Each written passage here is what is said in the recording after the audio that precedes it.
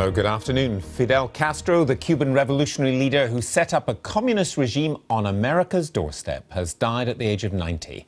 He seized power in 1959 and built close ties with the Soviet Union. In the early 60s, that alliance brought the world to the brink of nuclear war with the Cuban Missile Crisis. Castro ruled Cuba as a one-party state for nearly 50 years and survived many attempts by the United States to remove him. He gave up power in 2008 due to ill health. Our diplomatic correspondent James Robbins looks back at his life, and his report contains some flashing images. Darnos por vencidos, renunciar a la revolución, renunciar al socialismo, rendirnos. Fidel Castro was the world's longest-serving dictator. He outlasted 9 American presidents, and he was a constant irritant to them, a communist leader right on their doorstep.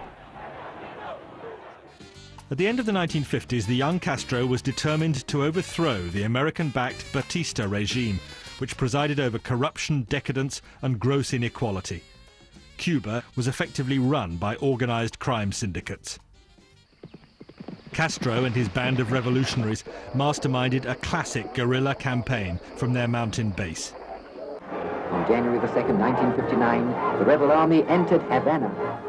Castro had triumphed, Batista had fled, and Cuba had a new government, with the legendary Che Guevara among its members. Its promise to give the land back to the people and to defend the rights of the poor. Soon afterwards, he went to America, saying he wanted to be friends with his powerful neighbor, but he felt snubbed when President Eisenhower wouldn't see him. Castro claimed he was driven into the arms of the Soviet Union and its leader, Nikita Khrushchev. Cuba had now become a Cold War battleground. April 1961, the Bay of Pigs. This was America's doomed attempt to topple Castro by recruiting a private army of Cuban exiles to invade the island. But the young revolutionary was more than a match for them. Under his command, Cuban troops repulsed the invaders, killing many and capturing 1,000. A year later, the stakes were far higher. American reconnaissance planes discovered Soviet missiles on their way to sites in Cuba. The world was staring into the abyss of all-out nuclear war. Unmistakable evidence has established the fact that a series of offensive missile sites is now in preparation on that imprisoned island. The superpowers stood eyeball to eyeball, but it was Khrushchev who blinked first, pulling his missiles out of Cuba in return for a secret withdrawal of US weapons from Turkey. Castro, though, had become America's enemy number one. The CIA tried to assassinate him, most infamously with Operation Mongoose. Getting him to smoke a cigar packed with explosives was one idea. Another was even more bizarre.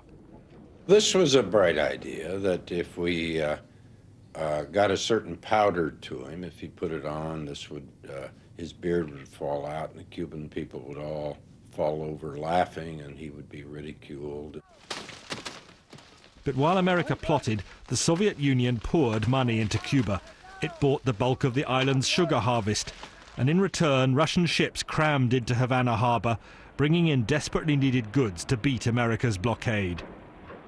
But when Soviet communism collapsed, so too did Cuba's economy.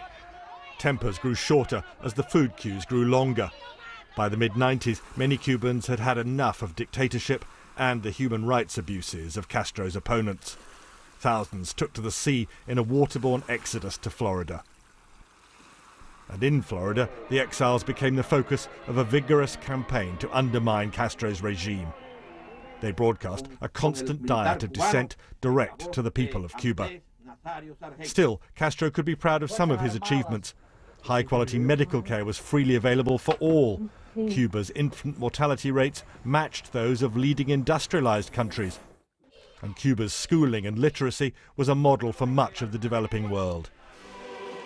But in 2006, Fidel Castro was forced by illness to hand power to his younger brother Raúl. He initiated a program of reforms without undoing all his brother's work. Castro was an inspiration to many, including Nelson Mandela, firm allies throughout their lives. When Nelson Mandela's death brought President Obama and Raul Castro to the same memorial service, Mr. Obama seized the moment and Raul's hand.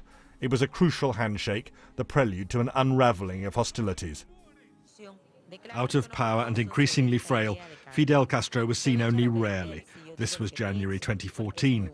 Later that year, the United States and Cuba made their biggest move towards a permanent thaw, hoping to draw a line under the past. But Fidel Castro remained a huge figure of the 20th century, and the Fidel effect will fade only slowly. While many Cubans undoubtedly detested Fidel Castro, others genuinely loved him. They saw him as a David who could stand up to the Goliath of America, who successfully spat in the Yankee eye. For them, Castro was Cuba, and Cuba was Castro.